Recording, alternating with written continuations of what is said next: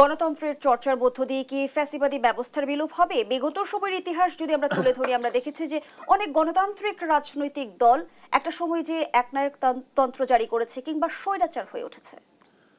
আমি প্রশ্নটা তো একটু অন্যভাবে দেব যে বিষয়গুলো নিয়ে আলোচনা হচ্ছে। আমার সহবক্তা সুন্দরভাবে বলছেন, কিন্তু এটাকে বিশ্লেষণ করলে আমরা বলবো গণতন্ত্র কিন্তু শুধুমাত্র নির্বাচনই না। নির্বাচন বড় একটি ফ্যাক্টর, এটা আমরা জানি, কিন্তু তার সাথে কিন্তু অন্যান্য বিষয়গুলো দেখতে হবে। এই যে গণতন্ত্র কেন নস্যাৎ হয়েছে, আমাদের দেশে ইনস্টিটিউশনগুলো কি ফাংশন করতে পারছে? ইনস্টিটিউশনগুলি কেন ফাংশন করতে পারলো না, এটাও তো দেখতে হবে।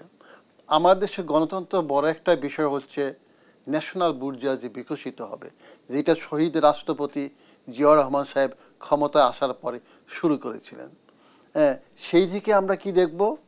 অর্থাৎ এখানে সেই ধারাটি ব্যাহত হলো তার মৃত্যুর পরে।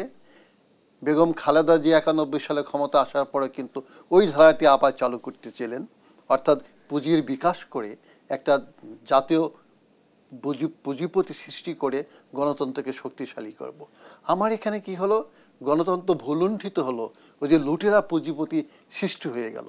বিশেষ করে আওয়ামী লীগের সময় এত পুঁজি পাচার হয়েছে, অর্থাৎ ওই পুঁজিপতিরাই কিন্তু ওই লুটেরা পুঁজিপতিরা আবার পার্লামেন্টে মেম্বার হয়েছে, অর্থাৎ তাদের স্বার্থে তারা আইন প্রণয়ন করেছেন। স্টেটকে বিশ্লেষণ করলে আমরা দেখব পুঁজিপতিদের কথা বলে কিন্তু জবাবদিহিতা থাকে, কিন্তু সেই জবাবদিহিতা কিন্তু ছিল না। কিন্তু আমার প্রশ্ন হচ্ছে, এই বিভিন্ন কারণে কিন্তু আমরা দেখব 24-এর অভ্যুত্থানে এতগুলো লোক, ছাত্র জনতা আত্মাহুতি দিল, প্রাণ গেল তাদের। প্রায় 25,000 মতন ছাত্র জনতা এখন আহত অবস্থায় আছে।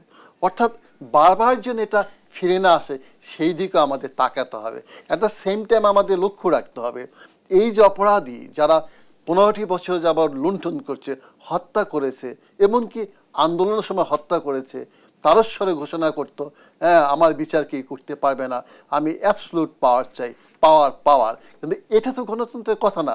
অর্থাৎ এই গণতন্ত্র ফিরিয়ে আনতে হলে আমার ইনস্টিটিউশন দাঁড় করাতে হবে, জবাবদিহিতা দিতে হবে, শাসন না।